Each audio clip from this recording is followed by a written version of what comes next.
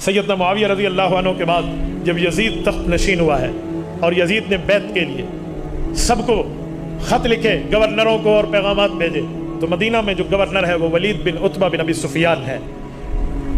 یہ یزید کا رشتے میں تو ایک چچے کی حیثیت لگتی ہے۔ جب ان کے پاس خط آیا کہ سب مدینہ کے بڑوں سے بیعت لو، ان میں حضرت حسین کا رتبہ بہت بڑا رتبہ ہے۔ سیدنا حسین ابن علی رضی اللہ عنہ کی بیعت کے سلسلے میں بلایا گیا، عبداللہ بن زبیر کو بلایا گیا۔ عبداللہ بن زبیر نے تو فرمایا میں مصروف ہوں، وہ مکہ شریف چلے گئے تھے۔ حضرت حسین نے فرمایا مجھے آپ سوچنے کی مہلت دیں۔ میرے دوستوں میں یہاں ایک ساتھ جملہ کہتا جاؤں، حضرت حسین رضی اللہ عنہ نے جو سوچنے کی مہلت دی ہے، وہاں سے مکہ مکرمہ کا سفر کیا ہے۔ یہ جو مکہ آئے ہیں، حضرت حسین نے بیعت سے انکار کر کے مکہ مکرمہ آئے اور وہاں سے کربلا اور وہاں سے عراق تشریف لائے ہیں۔ اس پر ایک غلط فہمی اپنے ذہن سے نکال لیں۔ آج یہ غلط فہمی پھیلائی گئی ہے کہ حضرت حسین کا یہاں سے نکلنا یزید سے لڑائی کے لیے تھا، یہ جہاد کے لیے تھا۔ یوں نہیں ہے، میں بتاؤں گا یہ سفر کیوں ہے، لیکن پہلے میں اس غلط فہمی کو ختم کر دوں۔ اگر یہ جہاد کے لیے تھا، اگر اس وقت لڑائی کے لیے تھا، تو حضرت حسین اپنی بیوی بچوں کو ساتھ لائے یا نہیں لائے؟ بولیے، گھروں کی خواتین کو لائے یا نہیں لائے؟ خواتین کو ساتھ لے کر جہاد کیا جاتا ہے۔ آج کشمیر کے حالات خراب ہیں، جب ابھی بارڈر پہ جانے کا حکم آ جائے تو ہمارے فوجی اپنی بیوی بچوں کو لے کر جائیں گے؟ بولیے، تو یہ بیوی بچوں کو ساتھ لے کر کیوں گئے؟ تاریخ کو مسخ کیوں کرتے ہو؟ جھوٹ کیوں بولتے ہو؟ حقیقت بتائیں کہ کس لیے نکلے تھے۔ حضرت حسین کا موقف یہ تھا، یزید خلافت کا اہل نہیں ہے، اور ٹھیک موقف تھا ان کا، ہم تائید کرتے ہیں حضرت حسین کے موقف کی۔ حضرت حسین اس لیے نکلے تھے کہ یزید کے معاملے کو دیکھا جائے، ابھی جو لوگ بیعت کر رہے ہیں ان کو روک دیا جائے تاکہ اس کی خلافت منعقد نہ ہو سکے۔ وہ اس وجہ سے نکلے، اس جگہ سے سفر کیے۔ یہ تو اس کے بعد ظالموں نے راستے میں شہید کر دیا، اور یزید سے ظالم فاسق اور فاجر نے بدلہ نہ لے کے خود کو قاتلوں کی صف میں ٹھہرا دیا۔ اب وہ اس سے بھی برا بن گیا ہے، یہ تو اور بات ہے، لیکن یہ سفر لڑنے کے لیے نہیں تھا، یہ سفر حالات کے معلوم کرنے کے لیے، اپنے ساتھ عوام کو ملانے کے لیے تھا، یہ لڑنے کا سفر نہیں تھا۔ یہ اور بات ہے کہ ظالموں نے ظلم کیا ہے، ورنہ حسین ابن علی نکلتے تو حسین حیدر کا بیٹا ہے، بزدل نہیں ہے، بہادر کا بیٹا ہے، نڈر اور دلیر ہے۔ وہ شام کا رخ کرتا اور یزید کے ساتھ دو ہاتھ کر دیتا۔ یزید تو مکے میں تو نہیں بیٹھا تھا، یزید کربلا میں تو نہیں تھا، تو یہ ایسی بات دنیا میں پھیلا دی گئی۔ میں سمجھتا ہوں یزید قتل حسین میں شریک ہے، فاسق فاجر ہے، نہ میرا اس سے کل واسطہ نہ آج واسطہ، بلکہ امیر شریعت سید عطا اللہ شاہ بخاری کی زبان میں کہوں، کوئی مسلمان خود کو یزید نہیں کہلوا سکتا، لیکن اس کا مطلب یہ نہیں ہے کہ حضرت حسین کے سفر پہ جھوٹا الزام لگا دیا جائے۔ دیکھو، مخالف جتنا بھی ہو لیکن بولنا تو سچ چاہیے۔ یزید ظالم بنا ہے قتل حسین کے بعد، یزید غلط بنا ہے قتل حسین کے بعد۔ یہ نہ کہنا کہ پہلے قاتل تھا، ابھی تو حضرت حسین زندہ سلامت موجود ہے، تو پہلے قاتل کیسے تھے؟ حضرت حسین ابن علی کا سفر ہوتا ہے مدینہ منورہ سے مکہ معظمہ۔ مکہ معظمہ میں آ کر انہوں نے حالات تسلیم کیے، دیکھا، پتہ چلا، کہا مجھے تو عراقیوں نے خط لکھے ہیں اور خطوں کے ڈھیر آئے ہوئے ہیں، لہٰذا مجھے ان کے پاس جانا چاہیے کہ بات کیا ہے۔ اگر یہ میری بات کی وجہ سے راہ ہدایت پہ آتے ہیں تو بالکل ٹھیک ہے۔ سیدنا حسین ابن علی رضی اللہ عنہ کو مشورہ دیا جاتا ہے، حضرت عمر کا بیٹا عبداللہ مشورہ دیتا ہے، حضرت عباس کا بیٹا عبداللہ مشورہ دیتا ہے، حضرت زبیر کا بیٹا عبداللہ مشورہ دیتا ہے۔ یہ عبداللہ بن عباس، عبداللہ بن زبیر اور حضرت عبداللہ بن عمر رضی اللہ عنہم یہ مشورہ دیتے ہیں۔ عراقی بڑے ظالم ہیں، وعدے کے بڑے کچے ہیں، یہ پکے لوگ نہیں ہیں، آپ کو ان کے پاس نہیں جانا چاہیے، آپ جس شخصیت کے لوگ ضائع کر دیں گے، آپ کے ساتھ دھوکہ کریں گے۔ حضرت حسین فرماتے ہیں میرے پاس اتنے خطوط آئے ہیں، اب انکار کی گنجائش کیا، سینکڑوں کی تعداد میں خط تھے۔ تو ان بزرگوں کے اصرار پر حضرت حسین نے فرمایا ٹھیک ہے میں جاتا نہیں ہوں، لیکن پہلے میں اپنے چچا زاد مسلم بن عقیل رضی اللہ عنہ کو بھیجتا ہوں کہ وہ جا کر دیکھیں وہاں کے حالات کیا ہے، اگر حالات موافق ہوئے تو میں چلا جاؤں گا، ورنہ نہیں۔ کہا جی بالکل ٹھیک ہے۔ حضرت حسین نے بندہ بھیجا ہے، جب یہ وہاں پہنچے اس وقت تک یہ کوفی بے ایمان نہیں ہوئے تھے، اس وقت تک یہ وعدہ خلاف نہیں ہوئے تھے، اس وقت تک یہ بے وفا نہیں ہوئے تھے۔ انہوں نے مسلم بن عقیل کے ہاتھ میں بیعت کر کے باقاعدہ حمایت کا یقین دلایا، ان کا جوابی خط آیا، حضرت حسین نے ان سب انکار کرنے والے دوستوں کو دکھایا کہ اب کوئی انکار کی گنجائش بچی؟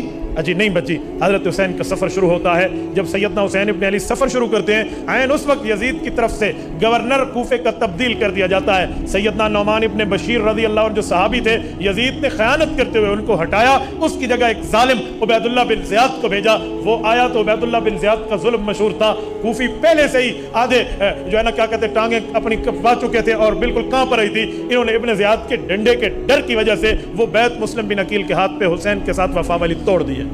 سنیں یہ کڑی کے ساتھ کڑی جڑی کیسے ہے۔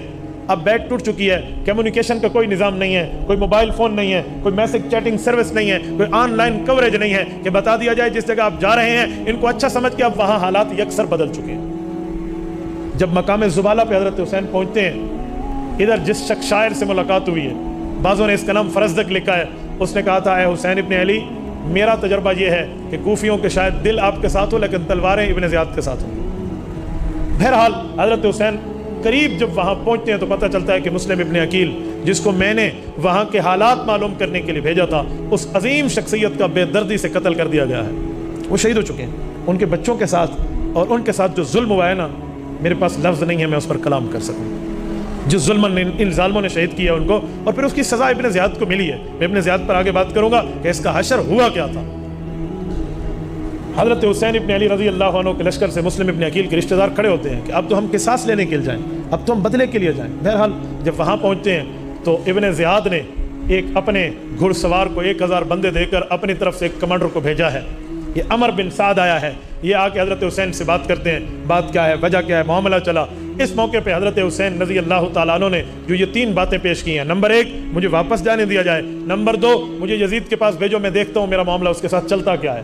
یہ لفظ بیعت کا نہیں ہے, لوگ جھوٹ بولتے ہیں کہ بیعت کرتا ہوں. ہاتھ میں ہاتھ دینے کا معنی 2 ہاتھ کرنا بھی ہوتا ہے. ہو سکتا تھا کہ شاید یزید سے حضرت حسین رضی اللہ عنہ کی ملاقات ہو جاتی تو شاید کچھ معاملہ بن جاتا, لیکن ابن زیاد جیسا ظالم جو درمیان میں تھا اس نے ملاقات نہیں ہونے دی. کیوں؟ وہ یہ جانتا تھا کہ جب حضرت حسن رضی اللہ عنہ کی ملاقات امیر معاویہ سے ہوئی تھی تو صلح میں بدل گیا تھا معاملہ. وہ یہ جانتا تھا اس ظالم جو خون اہل بیت کے پیاسے تھے, یہ ظالم ملاقات نہیں کرنے دے رہے تھے. یہ ہو سکتا ہے کہ سیدنا حسین جیسی روحانی شخصیت اگر یزید کے سامنے آئے اور یزید کا بس چل سکے, وہ کوئی بات کر سکے. یزید حضرت حسین کے پاؤں کی خاک بھی نہیں ہے, یہ کیا بات کرتا, لیکن ان ظالموں نے نہیں آنے دیا. عمر بن سعد کے سامنے یہ دوسری شرط. تیسری شرط تھی کہ مجھے کسی سرحد پہ بھیج دیا جائے, میں جانوں اور کفار کا معاملہ جانے. اس نے یہ 3 شرطیں لکھی اور اپنے گورنر ابن زیاد کو بھیج دی کوفے میں کہ اب تو بات ٹھیک ہے, حضرت حسین نے تو بہت شرطیں پیش کر دی ہیں, اب تو معاملہ صحیح ہے, اب تو لڑائی نہیں کرنی چاہیے.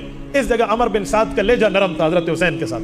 جب یہ خط اس کا گورنر کے پاس ابن زیاد کے پاس پہنچتا ہے تو وہاں ایک اور ظالم بیٹھا ہے جس کو شمر ابن ذوالجوشن کہتے ہیں. یہ شمر ابن ذوالجوشن, اس کی ایک بہن ہے ام بنین, وہ سچی اور اچھی خاتون ہے. وہ حضرت علی المرتضیٰ کی بیوی ہے. ان کا ایک بیٹا عثمان ابن علی ہے اور شمر ان کا بھائی ہے ام بنین کا. لیکن یہ ظالم حضرت حسین کا بغض اپنے دل میں رکھتا ہے. اس ظالم نے گورنر کو مشورہ دیا کہ نہیں نہیں نہیں نہیں, اس کو چھوڑنا نہیں ہے. اگر یہ آج تمہارے ہاتھ سے چلا گیا اپنے بندے اور لے کر پھر آئے گا, اس نے پھر ہمارے معاملے کے خلاف کرنا ہے, اس کو کہو میرے ہاتھ پہ بیعت کر. ابن زیاد کا کہا. کتنی گھٹیا شرط ہے, کتنی. ان کا حکمران یزید حضرت حسین کے پائے کا نہیں ہے, اور حکمران کا بھی جو ہے نا کیا کہتے ہیں وہ گورنر حضرت حسین کی بیعت لے. نوکران چاکر چاکران کیش کیش. یہ مقام غیرت ہے جس موقع پہ حضرت حسین نے انکار کیا ہے اور ان کو کرنا چاہیے تھا.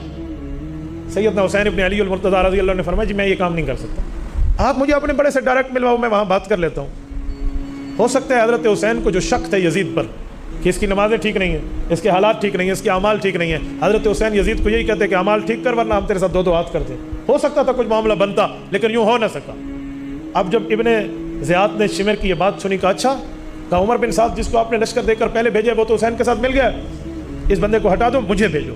تو اس نے 2000 بندے اس کے ساتھ شمر کے ساتھ بھیجے کہ تو جا کر عمر بن سعد کو کہے کہ تو حسین کے ساتھ سختی کرتا ہے بیعت کے لیے تو کر, ورنہ ہم تیری گردن قلم کریں گے. اب جو پہلے کمانڈر آیا ہوا ہے اس کو اپنی جان کے لالے پڑ گئے, آپ میری نوکری بھی جاتی ہے.